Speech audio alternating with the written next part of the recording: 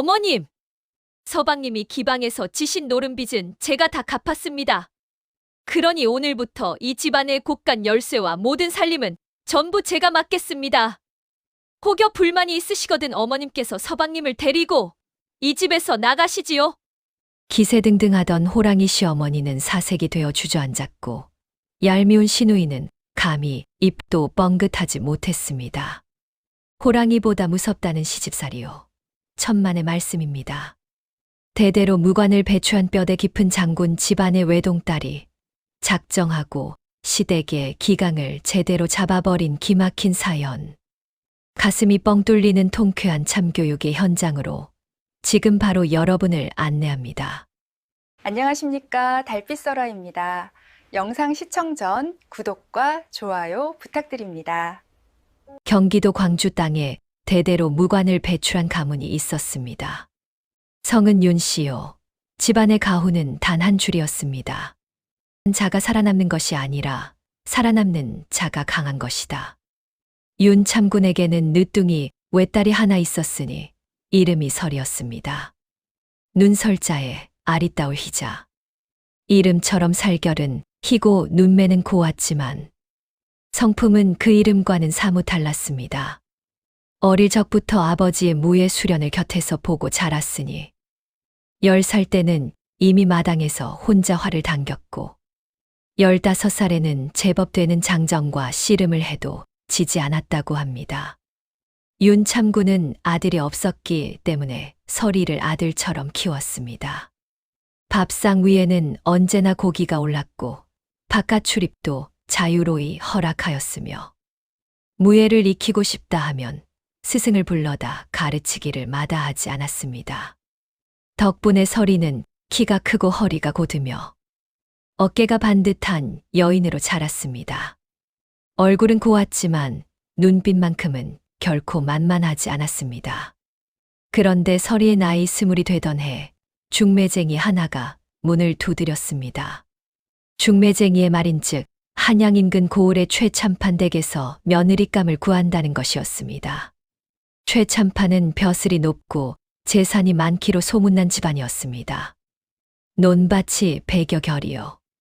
하인이 수십 명이며 곳간에는 쌀이 썩을 정도로 쌓여 있다고 했습니다. 문제는 시어머니였습니다. 최참판의 본처, 즉 설이의 예비 시어머니 되는 허씨 부인은 고을에서도 유명한 인물이었습니다. 성격이 불같고 입이 거침없으며 한 번 마음에 들지 않으면 절대 봐주는 법이 없다는 것이었습니다. 전에 들어왔던 며느리는 석 달을 버티지 못하고 친정으로 쫓겨났다는 말도 있었습니다. 중매쟁이는 그 부분을 얼버무리려 했지만 윤 참군은 이미 알고 있었습니다. 그래서 딸을 불러놓고 물었습니다. 설이야, 내가 그 집에 가면 편치 않을 것이다. 시어머니가 보통 여인이 아니라 하니 내 마음은 어떠하냐? 설이는 잠시 생각하더니 조용히 웃으며 대답했습니다. 아버지, 호랑이가 무서워 산에 못 간다면 나무꾼은 굶어 죽지 않겠습니까? 제가 다녀오겠습니다. 윤 참군은 딸의 눈빛을 보고 더 이상 말리지 않았습니다. 오히려 혼수 준비를 하면서 딸에게 한 가지를 더 귀띔해 주었습니다. 설이야, 싸움에는 두 가지가 있느니라. 힘으로 이기는 싸움과 머리로 이기는 싸움. 그런데 진짜 고수는 싸우는 척도 하지 않고 상대가 스스로 물러나게 만들지. 그걸 잊지 마라. 설이는 그 말을 가슴에 새겼습니다. 본래 날 최참판 댁은 화려했습니다. 대문에는 홍살이 걸리고 마당에는 가마가 들어설 자리를 넓게 비워두었습니다. 하객들이 줄줄이 들어서며 신부를 구경하였는데 가마에서 내린 설이를 보고 다들 숨을 죽였습니다. 키가 크고 눈매가 또렷한 신부. 걸음걸이에 흔들림이 없고 고개를 숙이는 것도 예를 갖추면서도 왠지 위엄이 있었습니다. 하객 중 누군가가 낮은 목소리로 속삭였습니다. 어허, 저 신부 얼굴은 곱상한데 기세가 장군 같지 않소. 그러자 옆에 있던 이가 빙긋 웃으며 받아쳤습니다. 당연하지요. 윤참군 댁딸이라는데요. 시어머니 허씨 부인은 방 안에서 새며느리가 들어오기를 기다리며 이미 마음속으로 선제를 준비하고 있었습니다. 허씨 부인의 생각인즉 이러했습니다. 첫날 길을 꺾어야 평생 내 아래에서 산다. 무가 집안 딸이라고? 이 집에 들어오면 내 법도를 따라야 하느니라. 서리가 방에 들어서자 허씨 부인은 위아래로 훑어보더니 입을 열었습니다. 무가 집안에서 자랐다고 들었는데 과연 예법을 배우기나 했는지 모르겠구먼. 서리는 조용히 큰 절을 올렸습니다. 하지만 몸을 일으키는 속도가 느렸습니다. 마치 자신이 원할 때 일어나겠다는 듯이. 허씨 부인은 그것이 마음에 걸렸지만 딱히 트집을 잡을 수가 없었습니다. 절 자체는 완벽했으니까요. 밤이 되었습니다. 허씨 부인은 하인을 시켜 서리에게 벼루를 가져다 주었습니다.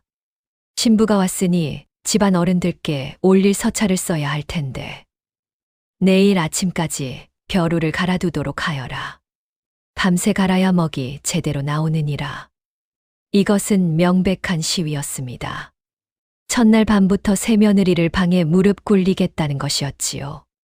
하인이 나가자 서리는 벼루를 들여다보았습니다. 그리고 빙긋 웃었습니다. 다음 날 이른 아침, 허씨 부인이 방문을 열었을 때 기다리고 있던 것은 먹물이 흥건한 벼루가 아니었습니다. 방 안 가득 은은한 먹향이 퍼져 있었고 벼루 위에는 먹이 산처럼 쌓여 있었습니다. 서리는 밤새 갈았던 것입니다. 그것도 하나가 아니라 집안에 있는 벼루 12개를 모두 꺼내다 죄다 갈아 놓았습니다. 그리고 서리는 허씨 부인을 향해 웃으며 말했습니다. 어머님, 혹시 모자라면 말씀드리십시오. 밤새 갈아도 하나도 피곤하지 않았습니다. 저는 원래 잠이 별로 없는 편이라서요. 허씨 부인의 얼굴이 굳었습니다. 그러나 진짜 사건은 그 다음에 일어났습니다. 사흘째 되던 날, 허씨 부인은 부엌에서 일하던 서리를 불러 세우더니 이렇게 말했습니다. 부엌이 너무 어지럽구나. 저기 녹그릇들을 저쪽 창고로 옮겨두어라. 그릇은 장작 더미처럼 쌓여 있었습니다. 녹그릇은 무겁기로 유명한데 그것도 한꺼번에 들고 가라는 것은 여러 번 왔다 갔다 하라는 무언의 명령이었습니다. 며느리를 종처럼 부리겠다는 뜻이었지요. 서리는 아무 말 없이 그릇들을 바라보았습니다. 그리고는 한 팔로 쭉 뻗어 녹그릇 15개를 한꺼번에 끌어안았습니다. 보통 장정둘이 달라붙어야 들만한 무게였습니다. 그 상태로 서리는 씩 웃으며 허씨 부인에게 말했습니다. 어머님, 제가 힘이 좀 세서 그만 그릇을 너무 세게 잡으면 찌그러질 것 같습니다. 혹시 집안 기둥을 옮겨야 할 일이 있거든 말씀만 하십시오. 그 정도는 해드릴 수 있을 것 같습니다. 그 말을 들은 허씨 부인은 뒤로 한 발짝 물러섰습니다. 마당에서 그 광경을 지켜보던 하인들이 소매 뒤에서 키득키득 웃음을 참았고 옆에 있던 노비 하나가 나중에 말했습니다. 마님 얼굴이 귀신에 홀린 것 같더랍니다. 그냥 넋이 빠진 것처럼 멍하니 서 계시다가 귀신이 고칼 노르지라고 중얼거리시고는 방으로 들어가시더라고요. 이것이 서리와 허씨 부인의 첫 번째 대결이었습니다. 그런데 허씨 부인은 쉽게 포기할 사람이 아니었습니다. 며칠이 지났습니다. 허씨 부인은 전략을 바꾸었습니다. 힘으로는 안 되겠다 싶었는지 이번에는 예법을 들고 나왔습니다. 마침 조상님 제삿날이 다가왔습니다. 허씨 부인은 서리를 불러 앉히더니 조상님 제사에 올릴 음식 목록을 쭉 읊었습니다. 음식의 종류가 30가지가 넘었습니다. 게다가 조리법도 이 집 특유의 방식이 있어서 웬만한 사람이면 처음 들어서는 이해하기도 어려웠습니다. 무가 집안에서는 제대로 된 제사를 지내지 않는다고 들었는데 이 집 제사 음식은 특별하다. 하나라도 잘못되면 조상님이 노하시니 명심하여라. 서리는 조용히 고개를 끄덕였습니다. 그리고 다음 날 아침부터 부엌에서 혼자 음식을 만들기 시작했습니다. 허씨 부인은 몰래 부엌 밖에서 지켜보았습니다. 아마도 서리가 틀리기를 기다리는 것이었겠지요. 그런데 서리가 음식을 만드는 것을 보니 뭔가 달랐습니다. 동작이 능숙하고 손이 빠르며 무엇보다도 음식의 양과 간을 맞추는 솜씨가 보통이 아니었습니다.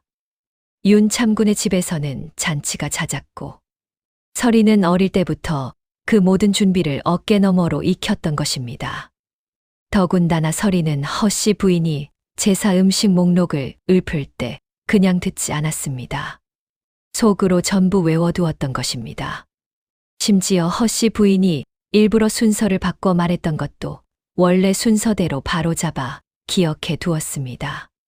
제삿날 저녁 제사상이 차려지자 허씨 부인은 눈살을 찌푸리며 꼬투리를 잡으려 했습니다. 그런데 이상하게도 흠을 잡을 수가 없었습니다. 오히려 서리가 만든 탕이 지난 수십 년간 자신이 만들었던 것보다 훨씬 깊고 진한 맛이 났습니다. 제사가 끝나고 음복을 하던 최참판이 무심코 말했습니다. 허허, 올해 제사 음식이 유달리 맛있구만. 탕이 특히 좋은데 어찌 된 일이오? 허씨 부인은 대답을 못했습니다. 옆에 있던 하인이 대신 말했습니다. 새아씨께서 직접 만드셨답니다. 그 순간 허씨 부인의 얼굴에 복잡한 빛이 스쳤습니다. 서리는 그냥 조용히 앉아 있었습니다. 눈빛만 빛나고 있었지요. 이것이 두 번째 대결이었습니다. 서리가 또 이겼습니다. 그러나 허씨 부인은 여전히 포기하지 않았습니다. 오히려 더 심술이 났습니다. 사람이란 지면 겸허해지는 경우도 있지만 자존심이 강한 사람은 지면 질수록 더 독해지기도 하니까요. 서리가 시집 온 지 2달이 지났을 무렵 집안에 손님이 찾아왔습니다. 최 참판의 딸, 즉 서리의 시누이 되는 최씨 부인이었습니다. 시누이는 한양의 어느 선비에게 시집간 지 3년이 되었는데 갑자기 짐을 잔뜩 싸들고 친정으로 돌아왔습니다. 그런데 돌아온 이유가 심상치 않았습니다. 어머니, 저 아이를 가졌어요. 귀한 손주를 가졌는데 시댁에서 챙겨주는 게 없어서요. 친정에서 몸조리를 해야겠어요. 허씨 부인은 눈물을 흘리며 딸을 끌어안았습니다. 아이고, 이 귀한 것. 잘 왔다, 잘 왔어. 여기서 실컷 쉬어라. 그날부터 시누이는 시어머니를 등에 업고 기세가 하늘을 찔렀습니다. 그런데 시누이가 도착하던 첫날, 사건이 하나 벌어졌습니다. 서리는 귀한 손님이 오셨으니 정성껏 밥상을 차려야겠다는 생각에 이른 아침부터 부엌에서 움직였습니다. 시누이가 임산부라 하니 소화가 잘 되는 음식으로 골라 준비했습니다.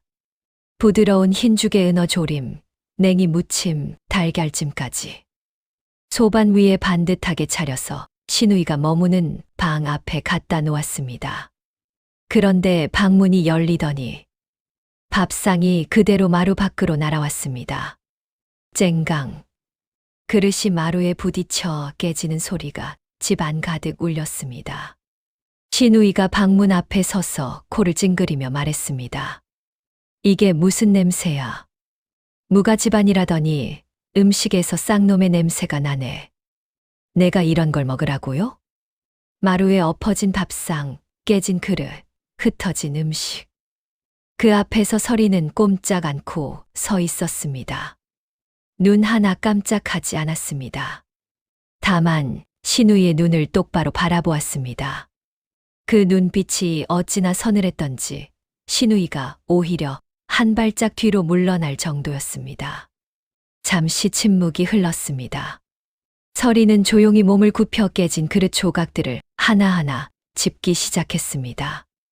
그리고 아무 말도 하지 않고 부엌으로 돌아갔습니다. 마당 한편에서 그 광경을 본 몸종 하나가 나중에 이렇게 말했습니다. 세아씨 뒷모습이 그날따라 장수 같더라고요. 무섭지도 않으시고 슬프지도 않으신 것 같고 그냥 폭풍 전에 바람 한 점 없는 하늘 같더랍니다. 신우이의 본색은 그게 전부가 아니었습니다. 그날 이후부터 신우이의 행태는 날이 갈수록 도를 넘어갔습니다. 임산부라는 이유로 좋은 것은 죄다 챙기려 했습니다. 아침마다 고기국을 달라, 점심에는 생선찜을 달라, 저녁에는 삼계탕을 해달라. 그것뿐이라면 그나마 나았습니다. 어느 날 밤 서리가 막 잠자리에 들려던 참에 방문이 쾅 하고 열렸습니다. 신우이가 방 앞에 서서 불을 들고 들어오더니 말했습니다. 새언니, 다리가 저려서 잠을 못 자겠어. 주물러 줘요. 한밤중이었습니다. 그것도 이미 자정이 넘은 시각이었습니다. 서리는 눈을 뜬 채 잠시 신우이를 바라보았습니다. 아가씨, 지금 자정이 넘었습니다. 그러니까 지금 잠을 못 자고 있다는 거잖아. 뭘 그리 따지세요? 내 배 속에 귀한 아이가 있는데 새언니는 그걸 몰라요? 서리는 결국 일어났습니다. 그리고 1시경 넘게 신우이의 다리를 주물렀습니다. 신우이는 그 내내 편하게 누워 눈을 감은 채 이런저런 불평을 늘어놓았습니다. 음식이 입에 맞지 않는다. 방이 좁다. 새언니가 자기를 챙겨주지 않는다. 그뿐만이 아니었습니다. 사흘 뒤 신우이는 허씨 부인 앞에서 갑자기 이런 말을 꺼냈습니다. 어머니, 제가 요즘 입맛이 없어서 걱정이에요. 한겨울인데도 산딸기가 먹고 싶어서요. 임산부가 먹고 싶은 걸 못 먹으면 태아한테 안 좋다고 하잖아요. 한겨울에 산딸기라니. 누가 들어도 말이 안 되는 소리였습니다. 그러나 허씨 부인은 딸의 말이라면 뭐든 들어주고 싶은 마음이었습니다. 그러면 새언니한테 구해오라고 해야겠구나. 서리는 그 자리에서 조용히 허씨 부인을 바라보았습니다. 그리고 말했습니다. 어머님, 한겨울의 산딸기는 어느 산에도 없습니다. 제가 구해올 수 없는 것을 구해 오라 하시면 저도 어쩔 도리가 없습니다. 신우이가 눈을 흘겼습니다. 무가 집안은 산도 못 타요? 그러면 한양시장에서라도 구해오면 되잖아요. 새언니는 항상 핑계뿐이야. 신우이의 진짜 목적은 따로 있었습니다. 당시 신우이의 남편 되는 선비는 도박에 빠진 사람이었습니다. 책은 읽지 않고 투전판이나 기웃거렸으니 빚이 눈덩이처럼 쌓인 것도 놀랄 일이 아니었습니다. 채권자들이 쫓아오니 신우이는 도망치듯 친정으로 온 것이었고 임신 운운한 것은 친정 재산을 뜯어내기 위한 구실이었던 것입니다. 신우이는 어머니에게 이런저런 이야기를 속삭이기 시작했습니다. 어머니, 들으셨어요? 요즘 며느리가 곳간 열쇠를 쥐고서 마음대로 한다고 하던데요. 그래, 내가 아직 열쇠를 그 애한테 주지 않았는데. 어머니가 주무시는 사이에 몰래 복사해 두었을 수도 있잖아요. 무가 집안 딸들은 그런 거 잘 안다고 하더라고요. 칼 다루듯 자물쇠도 다룬다는 소문이 있어요. 허씨 부인의 얼굴이 점점 굳어졌습니다. 사실 곳간 열쇠는 여전히 허씨 부인의 손에 있었습니다. 하지만 신우이가 자꾸 의심을 심으니 허씨 부인은 어느새 서리를 못 믿어온 눈으로 보기 시작했습니다. 그러던 어느 날 저녁, 신우이는 허씨 부인 앞에서 서리를 불러 세우더니 목소리를 높였습니다. 새언니, 솔직히 말씀드릴게요.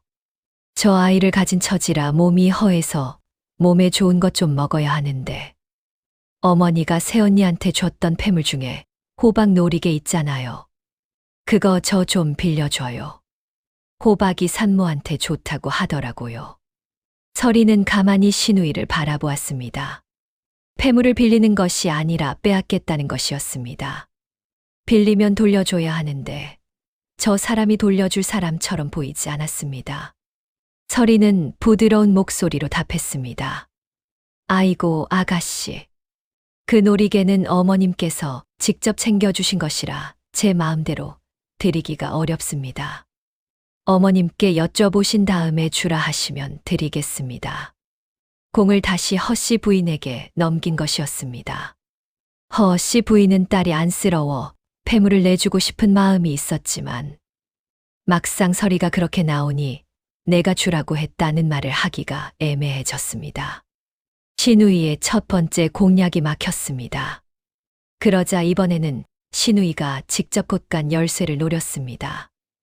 어느 날 오후 시누이는 허씨 부인 앞에서 갑자기 배를 부여잡더니 비명을 질렀습니다. 으악, 어머니, 배가 너무 아파요. 허씨 부인이 화들짝 달려들었습니다. 아이고, 어째, 어디가 아프냐? 새언니가 아까 마루에서 저를 밀었어요. 제가 괜찮다고 했는데 지금 배가 너무 아파서. 마침 마루에는 서리도 있었습니다. 시누이가 발을 헛디뎌 비틀거리기에 서리가 오히려 팔을 잡아 부축해 준 것이 전부였습니다. 허허씨 부인의 눈이 뒤집어졌습니다. 내가 임산부를 밀었단 말이냐? 서리는 눈을 깜짝하지 않았습니다. 어머님, 저는 아가씨를 부축했습니다. 마루에 계신 하인들이 모두 보았습니다. 그 말에 시누이가 더 크게 흐느꼈습니다. 어머니, 제가 거짓말을 할 사람이에요. 무가 집안 며느리니까 어머니가 믿어주지 않으신 거잖아요. 저는 그냥 죽어버릴 것 같아요. 자작극이었습니다. 스스로 넘어지고 배를 부여잡아 서리에게 누명을 씌운 것이었습니다. 허씨 부인은 딸이 우는 것을 보자 판단력이 흐려져 마루에 서 있던 서리를 노려보았습니다. 다행히 그날 그 자리에 있던 하인 셋이 모두 사실대로 증언했습니다. 새아씨께서 아가씨를 잡아들이셨습니다. 분명히 보았습니다. 시누이의 자작극은 무너졌습니다. 그러나 시누이는 뻔뻔하게도 울음을 멈추지 않은 채 방으로 들어가 버렸습니다. 서리는 그날 밤 혼자 방에서 오래 앉아 있었다고 합니다. 억울했을 것입니다. 사람 앞에서 살인이라도 저지른 것처럼 몰아붙이는 저 얼굴을 보면서 아무것도 아닌 척 서 있어야 했으니. 하지만 서리는 울지 않았습니다. 다만 속으로 한 가지를 결심했습니다. 반드시 때가 온다. 그때까지 기다리면 된다. 며칠 후 시누이는 허씨 부인에게 눈물을 흘리며 곳간 열쇠를 달라고 졸랐습니다. 어머니, 저 몸이 이렇게 약한데 며느리가 제대로 돌봐주지를 않아요. 임산부한테 기름진 음식이 필요한데 곳간을 마음대로 쓸 수가 없어요. 제가 직접 곳간을 관리하면 안 될까요? 허씨 부인은 딸의 말에 넘어가 서리를 불러 곳간 열쇠를 시누이에게 주라고 명했습니다. 서리는 또다시 조용히 답했습니다. 어머님, 곳간 열쇠는 이 집 살림의 근본입니다. 제가 아직 살림을 물려받지도 않았는데 어머님께서 직접 아가씨께 주시는 것이 더 마땅하지 않겠습니까? 그 말에 허씨 부인은 멈칫했습니다. 생각해 보니 맞는 말이었습니다. 며느리한테 빼앗는 것처럼 하면 체면이 서지 않는다는 것을 서리가 살짝 건드린 것이었지요. 결국 시누이는 곳간 열쇠를 손에 넣지 못했습니다. 그러나 이야기는 여기서 끝나지 않았습니다. 그로부터 며칠 후 서리는 심상치 않은 광경을 목격하게 됩니다. 때는 한밤중이었습니다. 서리는 화장실에 가려고 방에서 나왔다가 부엌 쪽에서 희미한 불빛이 새어나오는 것을 보았습니다. 이상하다 싶어 살그머니 다가가 보았더니 시누이가 혼자 앉아서 무언가를 왕창 먹고 있었습니다.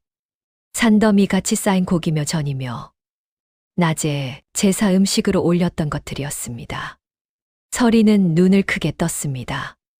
임산부라면 밤에 이렇게 급하게 먹기보다는 조금씩 자주 먹는 것이 보통인데 저렇게 허겁지겁 먹는 것은 임산부의 모습이 아니었습니다. 게다가 시누이가 먹다가 잠깐 일어설 때 옷 속에서 무언가 툭 흘러내렸습니다. 천으로 둘둘 감긴 것이었는데 배를 둥글게 부풀려 보이게 만든 복대였습니다. 서리는 그 자리에서 전부 보았습니다. 가짜였습니다. 신우이의 임신은 처음부터 거짓이었던 것입니다. 밤마다 복대를 풀고 실컷 먹으면서 낮에는 배를 앞으로 내밀고 임산부 행세를 하고 있었던 것이었습니다.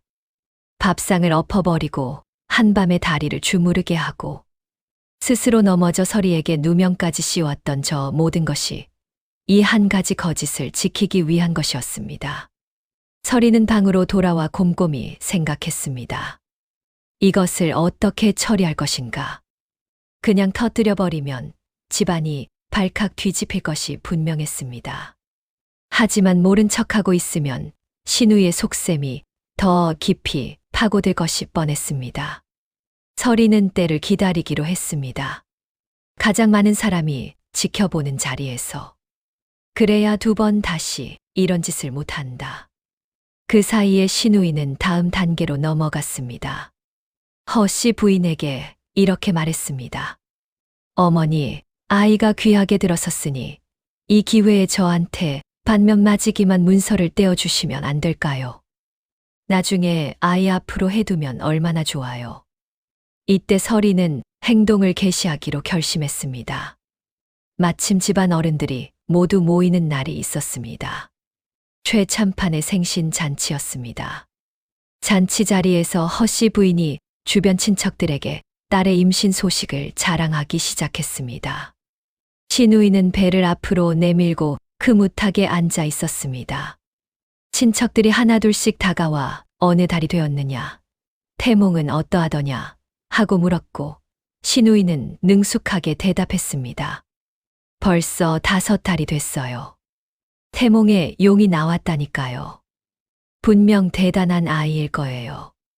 친척들이 웅성대며 감탄했습니다. 그때 신우이의 눈이 서리를 향했습니다. 잔치 자리에서 묵묵히 음식을 나르고 있던 서리를 보며 신우이가 입가에 비웃음을 걸었습니다.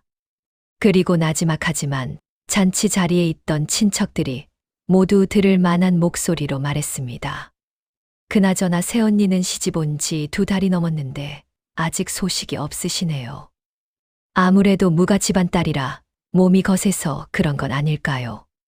친척들이 슬금슬금 서리를 바라보았습니다. 신우이는 기세가 올랐는지 더 목소리를 높였습니다.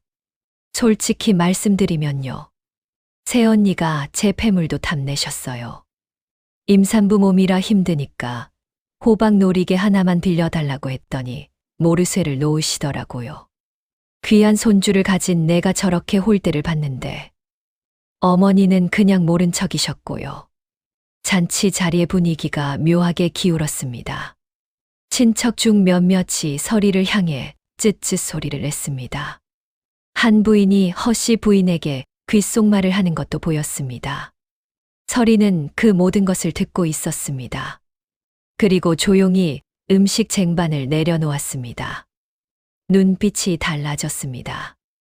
따뜻하지도 화가 나지도 않은 그 사이 어딘가에 있는 눈빛이었습니다. 무관 집안에서 수십 년간 칼을 갈아온 사람들이 전투 직전에 짓는다는 그 서늘하고 고요한 눈빛. 서리는 천천히 일어나 신우이에게로 걸어갔습니다. 잔치 자리가 조용해졌습니다. 뭔가 일이 벌어지려는 기운이 방 안에 가득 찼습니다. 신우이는 서리가 다가오자 뒤로 물러서려 했습니다. 하지만 서리는 이미 바로 앞에 서 있었습니다. 신우이보다 반뼘은 더 큰 키가 내려다보는 것만으로도 압도적이었습니다. 서리가 낮고 차분한 목소리로 말했습니다. 아가씨, 제가 아가씨를 위해 한 가지 해드릴 것이 있습니다. 무슨 소리야? 임산부는 배를 너무 단단히 조이면 아이한테 좋지 않다고 합니다. 한의원에서도 글이 일렀습니다. 제가 지금 풀어드리겠습니다. 신우이의 얼굴에서 핏기가 빠졌습니다. 괜찮아. 필요 없어. 손대지 마. 아가씨, 귀한 아이를 위한 것입니다. 어른들 앞에서 왜 이리 사양하십니까? 서리의 손이 이미 신우이의 허리춤에 닿아 있었습니다. 신우이가 몸을 비틀며 뿌리치려 했지만 서리의 소나귀는 녹그릇 수십 개를 한 팔로 들던 그 손이었습니다.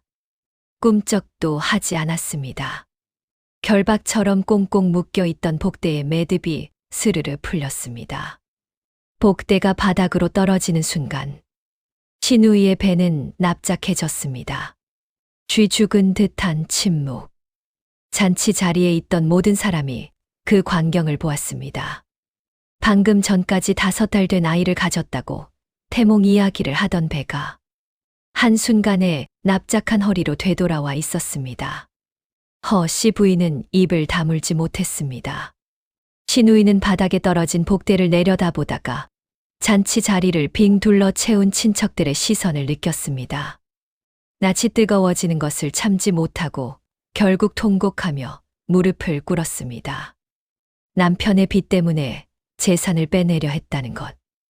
임씨는 처음부터 거짓이었다는 것이 모두 드러났습니다. 허씨 부인은 한동안 말이 없었습니다. 서리는 그 모습을 보면서 아무 말도 하지 않았습니다.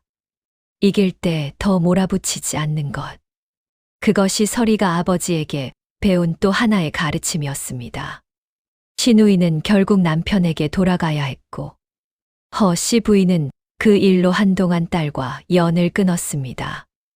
그리고 집안 살림의 열쇠는 자연스럽게 서리의 손으로 넘어오게 되었습니다. 살림을 맡게 된 서리는 처음으로 집안 전체를 살펴볼 기회를 얻었습니다. 그런데 들여다보니 놀라운 사실이 드러났습니다. 최참판 댁은 겉으로는 부유해 보였지만 실제 재정 상황은 생각보다 좋지 않았습니다. 논밭에서 나오는 소출은 있었지만 지출이 너무 많았습니다. 하인들의 숫자는 필요 이상으로 많았고 잔치와 손님 접대에 드는 돈이 막대했습니다. 게다가 남편 되는 최 씨의 씀씀이 문제도 있었습니다. 남편 최 씨는 과거 시험을 준비한다는 명목으로 한양을 자주 드나들었는데 사실상 공부보다는 기생집과 투전판에서 시간을 보내는 경우가 많았습니다. 이미 3번의 과거에서 낙방했고 그때마다 집에서 돈이 빠져나갔습니다. 서리는 남편을 어떻게 생각했을까요? 실망하지 않았냐고요? 서리는 실망이라는 감정을 가질 여유도 없었습니다. 그저 현실이 이러하니 내가 무엇을 할 수 있는가를 생각했습니다. 그것이 무관 집안에서 자란 사람의 방식이었습니다. 전쟁터에서 내 편 장수가 약하면 내가 더 강해져야 한다. 불평해봤자 적군은 기다려주지 않는다. 서리는 곳간을 정리하면서 집안 물자의 흐름을 파악하기 시작했습니다. 무엇이 남고 무엇이 모자란지, 어느 계절에 어떤 물건이 필요한지, 그리고 인근 장터의 물가도 조금씩 알아보았습니다. 얼마 지나지 않아 서리는 한 가지 사실을 파악했습니다. 최참판 댁은 논밭이 많아 쌀 생산량이 풍부했지만 정작 그 쌀을 파는 방식이 너무 비효율적이었습니다. 가을에 한꺼번에 내다 팔았는데 그 시기가 공교롭게도 모든 집에서 쌀을 내놓는 시기여서 값이 낮았습니다. 반면 봄에는 쌀이 귀해져 값이 올랐지만 그때는 이미 팔고 없었던 것입니다. 서리는 이듬해부터 방식을 바꾸었습니다. 가을에는 쌀의 일부만 팔고 나머지는 곳간에 잘 보관해 두었다가 봄이 되어 값이 오를 때 내다 팔았습니다. 이것만으로도 수입이 눈에 띄게 달라졌습니다. 이에 그치지 않고 서리는 아버지의 무관 인맥을 조심스럽게 활용했습니다. 당시 군에서는 군수 물자를 조달하는 일이 민간에도 상당 부분 의존하고 있었습니다. 포목이라든지 집신이라든지 건어물이나 곡물 같은 것들이었습니다. 서리는 아버지를 통해 지인을 소개받아 군 납품에 필요한 물건들을 인근 고을에서 모아 중간 공급하는 역할을 맡기 시작했습니다. 처음에는 작은 규모였습니다.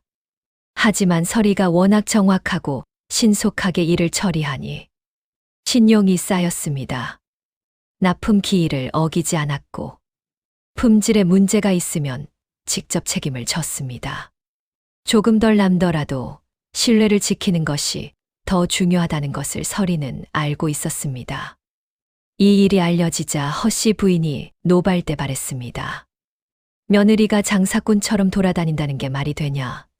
양반집 며느리가 무슨 짓이냐? 서리는 차분하게 답했습니다. 어머님, 장사꾼이 나쁜 게 아니라 집안이 가난해지는 것이 나쁜 게 아니겠습니까? 이 집 쌀독이 비면 어머님 드실 밥이 없어지고 아버님 드실 약도 없어집니다. 제가 몸을 움직여 그것을 채우는 것이 며느리 된 도리가 아니겠습니까? 허씨 부인은 반박할 말이 없었습니다. 사실 허씨 부인도 집안 재정이 좋지 않다는 것은 알고 있었습니다. 그저 그것을 인정하기 싫었을 뿐이었지요. 며느리가 나서서 해결하는 것이 자신의 체면을 깎는다고 느꼈던 것입니다. 하지만 돈이 실제로 들어오기 시작하니 더 이상 맡기도 애매해졌습니다. 집안 분위기가 조금씩 달라지기 시작했습니다. 서리가 살림을 맡은 지 1년이 가까워지던 어느 가을날, 한양에서 급한 전갈이 왔습니다. 남편 최 씨가 한양 기생집에서 사달을 냈다는 것이었습니다. 내용을 들어보니 이러했습니다. 남편이 기생집에서 한 사내와 투전을 하다가 크게 지자 술에 취해 소란을 피웠다는 것이었습니다. 게다가 진 돈을 당장 갚을 수가 없으니 그 기생집을 담보로 하겠다며 집안의 인장을 들이밀었다는 것이었는데, 기생집 주인이 믿을 수 없다며 그 자리에서 남편을 붙잡아 두었다는 것이었습니다. 전가를 가져온 하인은 허씨 부인 앞에서 고개도 들지 못했습니다. 허씨 부인은 얼굴이 새하얗게 질렸습니다. 어서 돈을 보내야겠다. 곳간에서 꺼내라. 서리는 조용히 말했습니다. 어머님, 제가 직접 가겠습니다. 허씨 부인은 처음에 반대했습니다. 며느리가 기생집에 가는 것이 말이 되냐는 것이었습니다. 그러나 서리는 단호했습니다. 어머님, 돈만 보내면 이런 일이 다시 일어납니다. 제가 직접 가서 서방님을 모셔오겠습니다. 서리는 그날 밤으로 마부 하나만 데리고 한양으로 떠났습니다. 도착해보니 기생집은 아랫사람들까지 몰려나와 구경하는 판이 벌어져 있었습니다. 남편 최 씨는 방 안에서 기생집 주인에게 붙잡혀 앉아 얼굴이 벌겋게 된 채로 고래고래 소리를 지르고 있었습니다. 서리는 말에서 내리자마자 기생집 안으로 들어갔습니다. 기생집 문지기가 막아서려 했지만 서리의 눈빛을 보고 그냥 물러섰습니다. 그런 눈빛이었습니다. 상대가 감히 막을 수 없는 기세. 방 안으로 들어선 서리는 술판 위를 가로질러 남편 앞에 섰습니다. 서방님, 가십시다. 남편은 당황한 얼굴로 서리를 바라보았습니다. 기생집 주인은 빚을 갚으라며 고함을 질렀습니다. 서리는 품에서 돈꾸러미를 꺼내 탁자 위에 던졌습니다. 빚 갚겠습니다. 대신 영수증을 쓰십시오. 기생집 주인이 돈을 세는 동안 서리는 남편의 팔을 잡아 일으켰습니다. 말 그대로 번쩍 들어 일으켰습니다. 구경하던 사람들 사이에서 낮은 탄성이 새어나왔습니다. 남편은 집으로 돌아오는 내내 한마디도 하지 못했습니다. 한양에서 돌아온 다음 날 아침이었습니다. 서리는 허씨 부인과 남편을 한자리에 불러 앉혔습니다. 집안 하인들도 마당에 모아두었습니다. 서리의 목소리는 평소와 다름없이 조용했습니다. 하지만 그 안에는 뭔가 단단한 것이 있었습니다. 어머님, 서방님, 제가 드릴 말씀이 있습니다. 허씨 부인은 뭔가 심상치 않다는 것을 느꼈는지 입을 다물었습니다. 이 집안의 재물이 얼마나 남아있는지, 그리고 빚이 얼마나 되는지 제가 정리해 두었습니다. 서리는 두루마리 하나를 펼쳤습니다. 집안의 수입과 지출, 현재 남은 재물과 빚의 내역이 깨끗하게 정리되어 있었습니다. 어머님께서 살림을 잘못하신 것이 아닙니다. 서방님의 한양 씀씀이가 이 집 한 해 소출의 절반을 훌쩍 넘습니다. 이 상태로 3년만 더 가면 논밭을 팔아야 하는 처지가 됩니다. 최 참판이 뒤에서 기침을 했습니다. 그것은 서리의 말이 맞다는 뜻이기도 했습니다. 서리는 계속했습니다. 그래서 제가 앞으로 이 집안의 살림을 제대로 맡고 싶습니다. 곳간 열쇠뿐만 아니라 수입과 지출을 제가 관리하겠습니다. 어머님께서는 제사와 의례처럼 중요한 집안일을 맡아주십시오. 서방님께서는 더 이상 한양 기생집 출입을 삼가시고 과거 공부를 진심으로 하시든가 아니면 집안 농사 감독을 맡아주십시오. 방 안이 조용해졌습니다. 허씨 부인은 무어라 반박하려 했지만 어제 한양에서 있었던 일이 뇌리에 걸렸습니다. 며느리가 직접 가서 빚을 갚고 남편을 데려오지 않았더라면 어떻게 되었겠는가. 남편 최 씨는 고개를 들지 못했습니다. 서리는 마지막으로 말했습니다. 저는 이 집을 망하게 하러 시집 온 것이 아닙니다. 저는 이 집을 살리러 왔습니다. 그러려면 제가 해야 할 일이 있고 어머님과 서방님이 해주셔야 할 일이 있습니다. 그 역할을 나누자는 것입니다. 그것은 명령이 아니었습니다. 하지만 거절할 수 없는 제안이었습니다. 허씨 부인은 한참 만에 입을 열었습니다. 그리 하도록 해라. 그날 이후 최참판 댁의 살림 실권은 서리에게 넘어갔습니다. 허씨 부인은 명목상의 어른으로서 제사와 손님 접대를 맡았습니다. 남편 최 씨는 처음에는 마지못해 따랐지만 몇 달 지나지 않아 서리가 마련해 준 조용한 서재에서 진짜로 책을 펼치기 시작했습니다. 서리는 그것을 보고 조용히 웃었습니다. 싸움에서 이기는 것이 목적이 아니었습니다. 모두가 제자리를 찾는 것, 그것이 서리가 원하는 것이었습니다. 그로부터 반년이 지났습니다. 집안에는 조금씩 변화가 생겼습니다. 곳간이 채워졌고 하인들의 얼굴에 웃음이 돌아왔습니다. 서리가 하인들을 혹독하게 부리지 않고 일한 만큼 제대로 먹이고 휴일을 주었기 때문이었습니다. 그리고 또 하나의 변화가 있었습니다. 허씨 부인이 조금씩 달라지기 시작했습니다. 처음에는 티도 나지 않는 작은 변화였습니다. 서리가 가져온 아침 차를 묵묵히 받아 마신다든지, 서리가 장터에서 온새, 비단을 대놓고 거부하지 않는다든지, 마음으로 인정한 것은 아니었지만 행동으로는 조금씩 받아들이고 있었습니다. 어느 날 아침 허씨 부인이 마당을 거닐다가 발을 삐끗하여 주저앉았습니다. 그것을 본 서리가 달려가 허씨 부인의 몸을 부축했습니다. 허씨 부인은 반사적으로 몸을 빼려 했지만 서리가 워낙 빠르게 안아 일으켜 방으로 데려다 놓았습니다. 어머님, 발목을 다치신 것 같습니다. 제가 한의원을 부르겠습니다.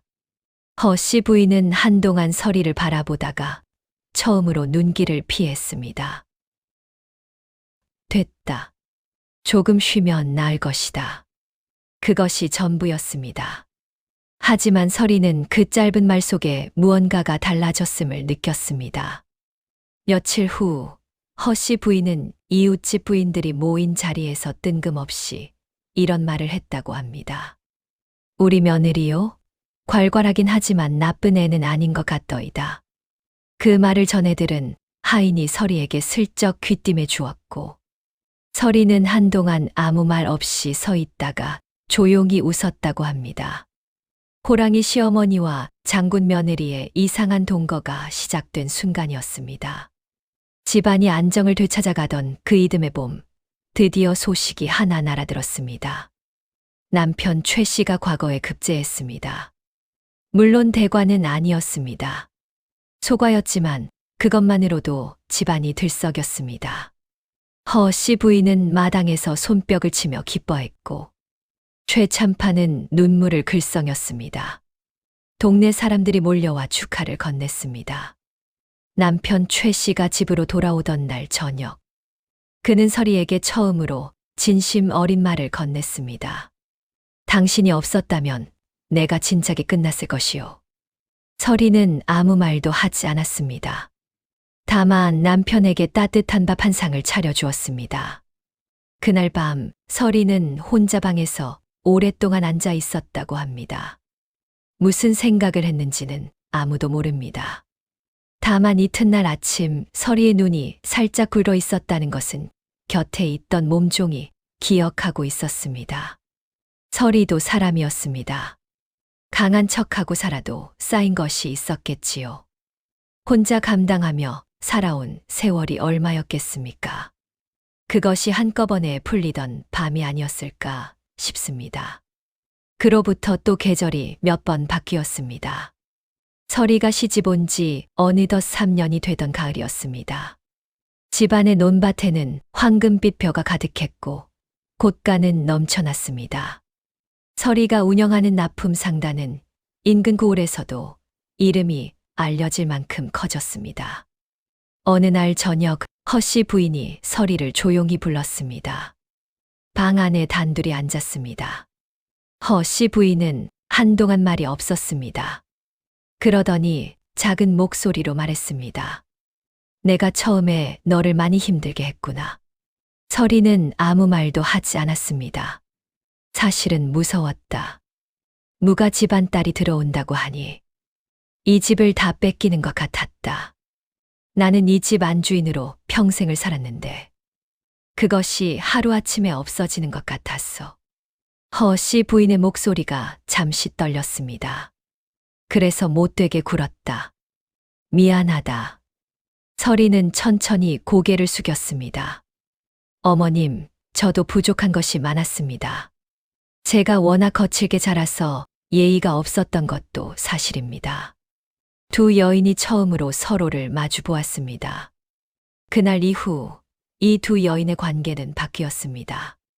적이 아니라 같은 집을 지키는 사람이 되었습니다. 허씨 부인은 설이에게 이 집안의 오래된 이야기들을 들려주었고, 설이는 허씨 부인에게 장터의 이야기와 바깥 세상 돌아가는 것들을 전해주었습니다. 고집세기로 소문난 허씨 부인이 며느리와 나란히 앉아 웃는 것을 본 동네의 사람들은 이렇게 수군거렸습니다. 세상에 호랑이도 길이 드는 법이 있나 보다. 몇 년이 더 지났습니다. 남편 최 씨는 이후 대과에도 도전했지만 또 낙방했습니다. 하지만 이번에는 스스로 웃으며 말했습니다. 나는 선비보다는 농사꾼이 더 맞는 것 같소. 당신이 일구어 놓은 이 땅이 나에게는 더 소중하오. 설이는 그 말을 듣고 남편의 손을 잡았습니다. 설이의 상단은 계속 커져 결국 한양 상인들도 이름을 아는 규모가 되었습니다. 최참판 댁은 고을에서 가장 든든한 집안 중 하나로 손꼽히게 되었습니다. 허씨 부인은 나이 들어 몸이 쇠해지면서 설이에게 더욱 기대었습니다. 그리고 마지막까지 이 말을 잊지 않았다고 합니다. 내가 평생 쌓아온 것보다 내가 몇 년 새에 쌓은 것이 더 많구나. 사람을 처음 보고 판단하면 안 된다는 것을 이 나이 먹고 배웠다. 설이는 그 말에 눈물 대신 미소로 답했습니다. 그날 밤 달이 밝았습니다.